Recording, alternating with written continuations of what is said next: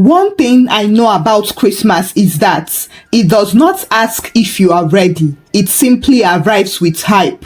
And that was how it was in Mama Chinyere's compound. Christmas started making noise 2 days before the actual day. People were coming in from different places. Bags were landing on the floor. Children were running up and down, and everybody was shouting at the same time without listening to anybody. Mama Chinyere sat on her wooden chair under the mango tree, fanning herself slowly like someone who had seen many Christmases and survived all of them. From where she sat, she could see the kitchen clearly, and nothing escaped her eyes, not even flies. Abazu, she called.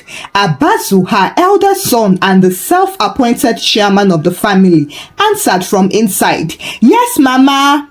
Have you people agreed on the Christmas rice? Abazu came out with his chest high. Yes now, proper Christmas rice. The type that would shut mouths. Mama Chinyere raised one eyebrow. Shut mouths, Abi open trouble. Abazu laughed. Mama, you worry too much. Behind him stood Adaku, his wife, wiping her hands on her wrapper.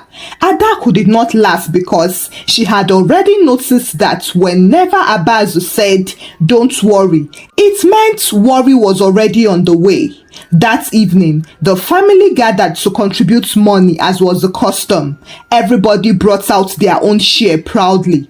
Let us be clear, Abazu announced. Everybody will contribute equally, no story. Yes, everybody shouted. Akunna, Abazu's younger sister, clapped. This year rice must be plenty. I don't want last year's experience. Everybody laughed because last year's experience was still painful. Emerie, Abazu's cousin, brought out her purse and pretended to count the money slowly, making sure everybody saw it. This is my full share, she said loudly. But Adaku noticed that Emerie's fingers shook a little as she counted. She didn't trust Emerie. Amuche, another cousin, dropped her own money quickly. Mine is complete, oh, she said fast. Mama Chinyere cleared her throat gently. Christmas food is not competition now. Put what you can afford. Emerie smiled. Mama, Christmas is once in a year now. We must do it big. Adaku glanced at the money pile. Something did not sit well in her spirits, but she said nothing. She only watched. Abazu carried the money proudly. This year, our rice will humble hunger, he declared. The next day, Abazu set out to go to the market, and Emerie offered to go with him, which was strange, but nobody said anything. They went to the market to buy rice, tomatoes, onions, oil, seasoning, and meat. Adaku scanned the bags with her eyes. This rice looks small, she casually said, but Abazu waved his hand. It is because you are used to cooking small pots. Adaku nodded slowly and said nothing. Immediately, preparations began. They brought out the big pots used for cooking wedding and burial rice, and the children gathered around like soldiers waiting for command. Who will stir? One of the children shouted. I will go first. No, it's my turn. Mama Chinyere shouted from her chair. If anybody puts their hand inside this pot before Christmas morning, thunder will not fire you, but I will. Everybody laughed and they continued frying the meats. Emerie entered the kitchen and looked inside the pots. Is this meat complete? She asked. Yes now, Abazu replied quickly. But Adaku noticed Emerie's eyes counting the meat pieces like a calculator. And then at night, when the house became quiet and stomachs began to speak, Adaku stood up to drink water. As she passed the kitchen, she paused. The pot cover was not sitting the way she left it. She lifted it slightly and frowned because something had changed. She counted the meat with her eyes. 1, 2, 3, 4. Her heart skipped. She covered the pot gently like someone covering a sleeping baby and returned to bed without a word. In her room, she lay awake on her back, counting the sound of footsteps in the compound. She had lived long in that house, so she knew the sound of the night. Some footsteps are normal, while some are not. And she could swear she heard the sound of nylon being squeezed from another room. She smiled smiled to herself. Christmas has not even started though, and the meat is already telling stories. Meanwhile, Abazu snored loudly, turning from side to side like a man fighting invisible enemies. In another room, Amuche lay staring at the ceiling, doing calculations with her mind. Just small, she whispered to herself. I will just take very small, nobody will notice. She stood up slowly, careful not to wake anyone, and tied her wrapper properly. The house was quiet except for Abazu's snoring, which could wake ancestors. Amuche peeped out. Mama Chinyere is sleeping. Good, she whispered. She tiptoed towards the kitchen, holding her breath like a thief in a Nollywood film. The kitchen door made a small creak sound. She froze, and from somewhere, a voice shouted deep in sleep, "Who touched my leg?" Amuche nearly died. But it was only Akunna talking in her dream. Amuche entered the kitchen and lifted the pot cover gently, the way people lift secrets. She counted the meat and smiled happily. Plenty meat. She removed 2 pieces of meat and then paused.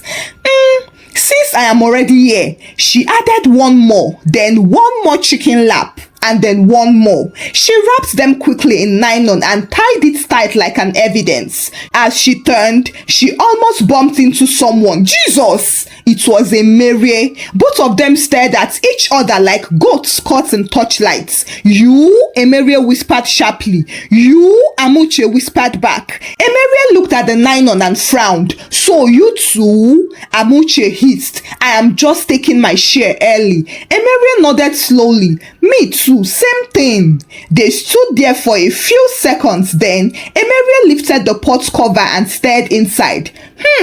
She removed some meat and said, just to balance things. Amuche watched her. You people will finish the pot oh. Emerie shrugged. Mama did not count the meat well. This is just adjustments. After taking what they wanted, they both left quietly in different directions, hugging their nylons like Christmas gifts. In her room, Emerie hid the meat inside her bag under clothes and smiled. Tomorrow, when everybody is fighting, my own mouth will be calm. Meanwhile, Adaku stood up slowly from her bed and walked to the kitchen to check the pot again. She counted the meat and her heart laughed sadly. So, this is how Christmas rice becomes fasting rice, Abi? She murmured. However, she did not shout or wake Abazu. She only covered the pot and returned to bed. The next morning was Christmas and Adaku and Akunna woke up early, full of excitement and hunger. Akunna rushed into the kitchen. Let me see the meat. She lifted the pot cover and frowned. Adaku, did you remove meat from here? Adaku looked at her calmly. No, she said. Akunna counted again. Something is missing.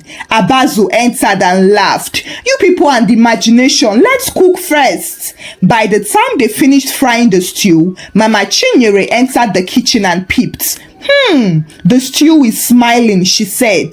Abazu beamed. It's a good sign. Mama Chinyere shook her head and said, stew that smells too much is hiding something. But nobody understood her. By the time the sun fully woke up, noise had already filled the compound. Children were shouting, slippers were flying, pots were banging, and hunger was stretching everybody's neck. Christmas hunger is not ordinary hunger. It is hunger with entitlement. Yes, now. Akunna lifted the pot cover and announced loudly, today is today. She bent closer and sniffed deeply. This stew smells rich. She picked the spoon and stirred it gently, making sure the meat did not stick. You would not disgrace us, so she whispered. Adaku entered behind her, adjusting her apron calmly, like someone who already knew what the day would bring. What is that? She asked. Akunna did not answer. Her eyes were inside the pot.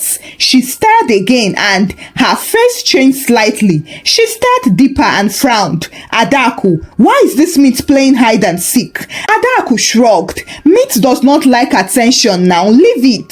Akunna scooped 1 spoon and examined it. One tiny piece of meat stared back at her like a witness. This one piece cannot even feed visitor, Akunna said. Adaku smiled. Let us boil the rice and serve first.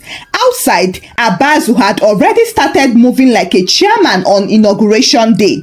"Everybody should dress up quickly, oh," he shouted. "Visitors can come anytime."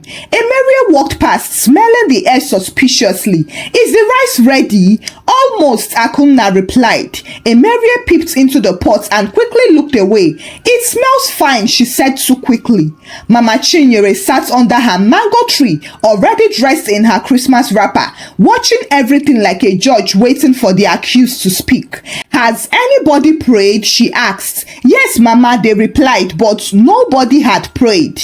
Soon, the first visitors arrived. "Merry Christmas," they greeted. "Merry Christmas, oh," Abazu responded. They brought out the plates and placed the pot on the stool like a king. Adaku started serving. She served the first plate, second plate, third plate. People smiled, but then something strange happened. The pot started looking empty too fast, very fast. By the 10th plate, Akunna leaned forward. "Wait," she said sharply. "How come?" She bent closer and was confused at how the rice had reduced like magic. "Adaku, how many cups of rice did we cook?" Adaku replied calmly, "Plenty now." Abazu laughed. "Don't worry, there is still more inside." Akunna scooped again, but the scoop met the bottom. Metal touched metal, and the next thing that sounded was gong. Silence fell everywhere, and the visitors froze with spoons halfway to their mouth. A child cried, "Where is the rice now?" Obinna, the glutton boy who always arrived first and left last, stared into his plate. "This is not Christmas, oh," he cried loudly. Suddenly, Wahala broke loose. People started shouting, "Who served this rice? Is that all? Where is the meat? Did rats eat it?" Akunna shouted, "Who touched this pot?" Abazu jumped up. "What kind of question is that?" Akunna pointed inside. "See now." Abazu bent down, looked and froze. The pot was dry like Hamatan throat. No, this is not possible," Abazu muttered. Emerie dropped her spoon gently. The rice is finished already." Adaku cleared her throat. "Not finished, but exposed." Everybody turned to look at her. "What do you mean?" Abazu asked. Adaku sighed calmly. "How much money did we contribute?" Abazu blinked. "What is that question now?" Adaku continued. "How many cups of rice did you buy? How many kilos of meat? How many chicken?" Akunna joined in. "Yes, so because this pot is behaving like a fasting pot." Emerie laughed nervously. "Maybe the rice did not rise. Maybe it sank." Mama Chinyere laughed from her chair. "Rice sank and the meat flew, Abi?" Suddenly, one boy screamed, "Who took my chicken?" And the children began to fight. "That is my meat. No, it is mine." One child grabbed a tiny piece of chicken and ran off. Another one chased him. Plates fell and the visitors whispered, "Hey, this family has problem, oh." Abazu shouted, "Everybody calm down." But nobody calmed down. Akunna turned sharply to Emerie. "Emerie, tell me the truth. Did you reduce your contribution?" Emerie gasped. "Me? Why me?" Akunna crossed her arms. "Because your eyes have been counting meat since yesterday." Emerie laughed loudly. That is an insult now." Adaku finally spoke. "Let us not shout, oh, let us count." She started listing everything slowly and clearly, like a teacher teaching stubborn pupils. "This is how much money was collected. This is what the market list showed. This is what entered the kitchen. And this is what came out." Silence fell all over. Abazu blinked rapidly. Then, what happened? Mama Chinyere tapped her walking stick on the ground. "The kitchen does not swallow meat, but rooms do."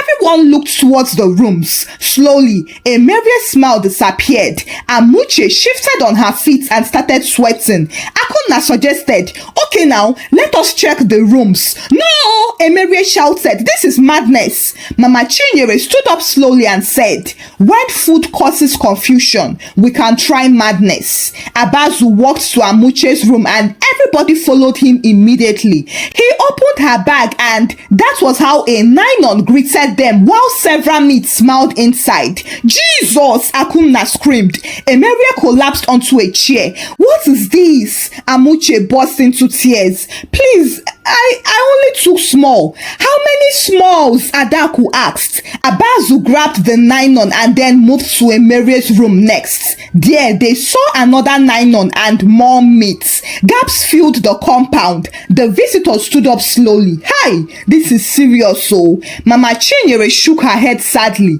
Oh, it was not even the rice that disgraced us. We disgraced ourselves. Emerie covered her face. Akunna shook her head sadly. So we have thieves in the family. Children stared, while Obinna the glutton shouted, so that is where my chicken went. Abazu felt weak. Why? He asked. Amuche cried. I didn't think it would finish so fast. Emerie mumbled. I didn't trust the sharing. Mama Chinyere spat out. Greed does not trust sharing. Silence followed. The visitors stood there awkwardly with their plates in their hands, not sure whether to eat the remaining grains or drop the plates and pretend they never came. Mama Chinyere sat back down slowly on her chair, resting her two hands on her walking stick. So, this is the Christmas you people planned with your hearts? Nobody answered. Abazu stood in the middle of the compound like someone who had forgotten why he stood up. His mouth opened and closed, but no words came out. He looked from Amuche to Emerie, then to the pots, then to the visitors. This is not what we planned, though, he finally said. Akunna laughed bitterly. Planned? Stealing meat is part of the planning now. Amuche wiped her tears with the edge of her clothes. I didn't steal, oh, it is family food now. Adaku turned slowly to face her. Family food that you hid in nylon, Abi? Amuche sniffed. But I just said I was scared it will not reach me now. I'm sorry. Emerie suddenly spoke up. Everybody should calm down. Oh. Let us not exaggerate this thing, I beg. Akunna turned to her immediately. Exaggerate? You made the Christmas rice finished in 5 minutes and you still have mouths. Emerie folded her arms. Oh, so it is my fault that everybody eats like soldiers. Somebody gasped. Adaku shook her head slowly. This is not about eating like soldiers. It is about eating alone. Simply put, greed.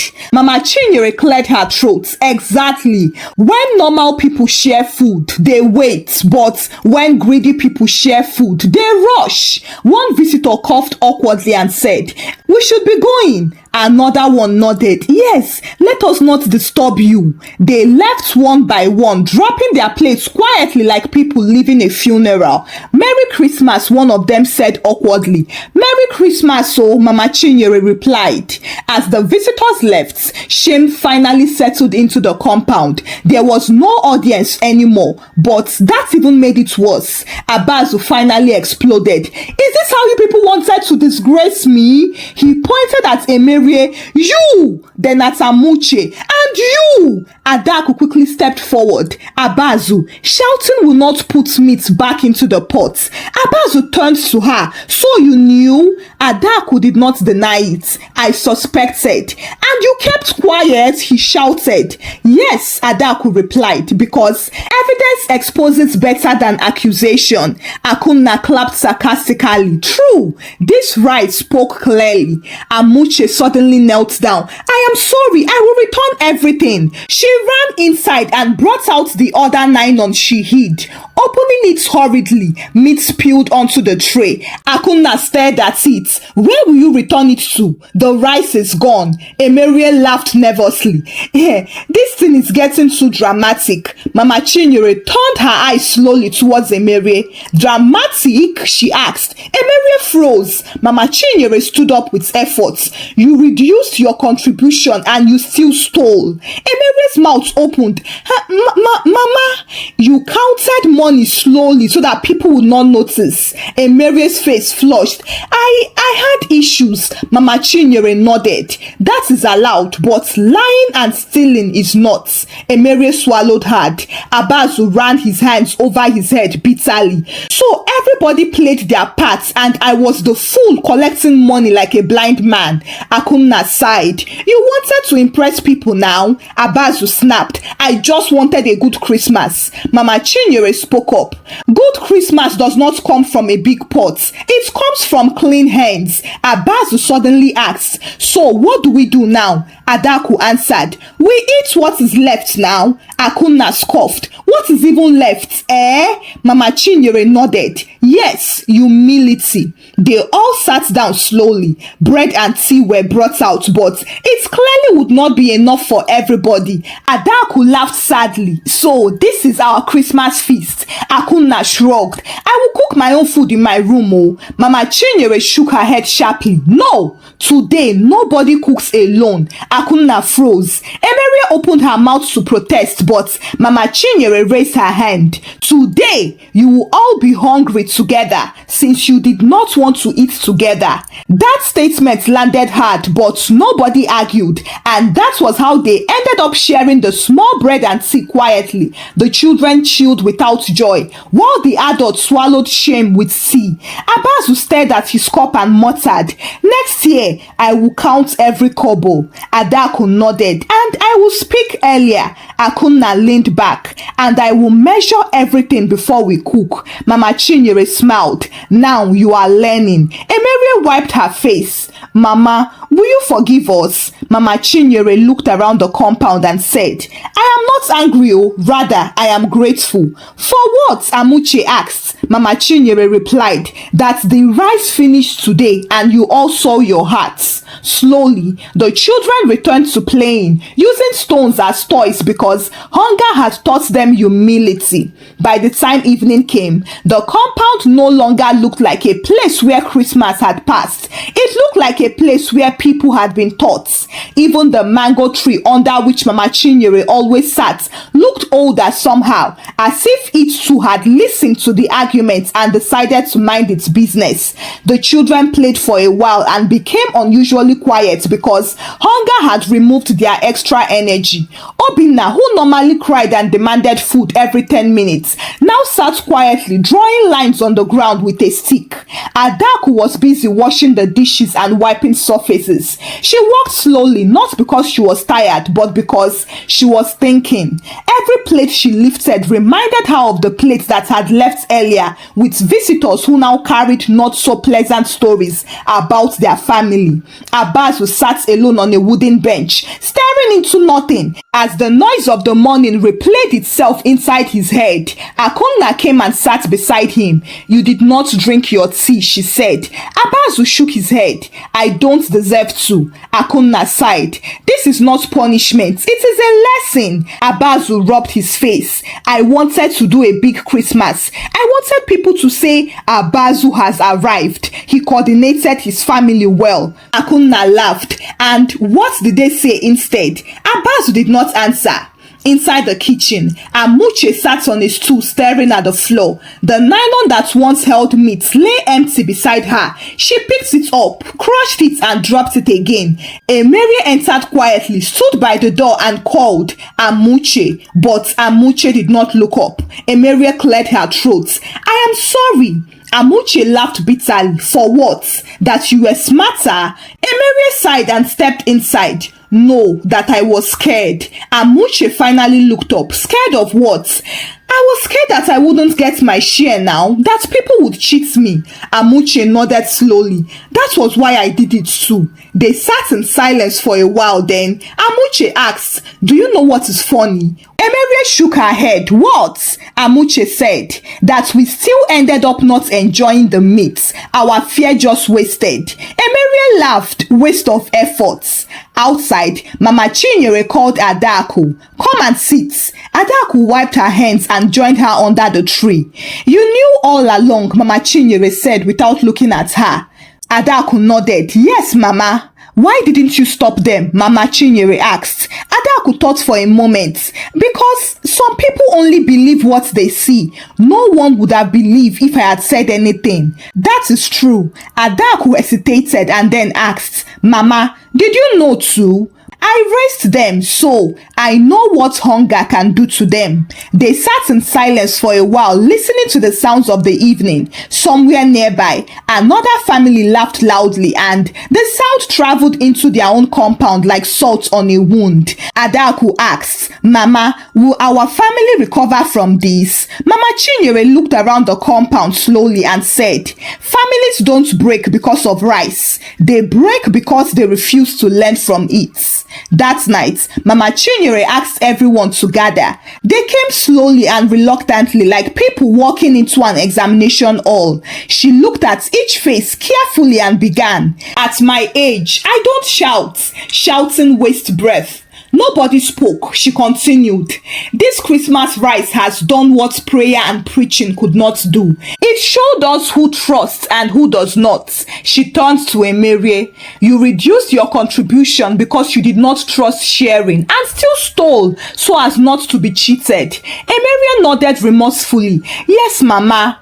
Mama Chinyere turned to Amuche. You took meat because you did not trust fairness." Amuche nodded. "Yes, Mama." She turned to Abazu. You did not count because you had pride." Abazu bowed his head. "Yes, Mama." She turned to Adako. "And you watched because you trusted wisdom." Adako lowered her eyes. Mama Chinyere leaned back. Everybody leaned on their selfish sides, but as you can see, it didn't help. "So what now?" Akunna asked. Mama Chinyere smiled. "Now we live with it." Emerie, at the next family gathering, you will not handle money nor go to the market. Emerie nodded quickly. "Yes, Mama." Amuche, next Christmas, you will not enter the kitchen alone. Amuche nodded. "Yes, Mama." Abazu, she said, turning to him. "Yes, Mama," Abazu said. "Next time, you will not collect money without counting." "Yes, Mama," he replied. Mama Chinyere exhaled slowly. "This is not punishment, it is correction." Everyone retired to their room quietly later.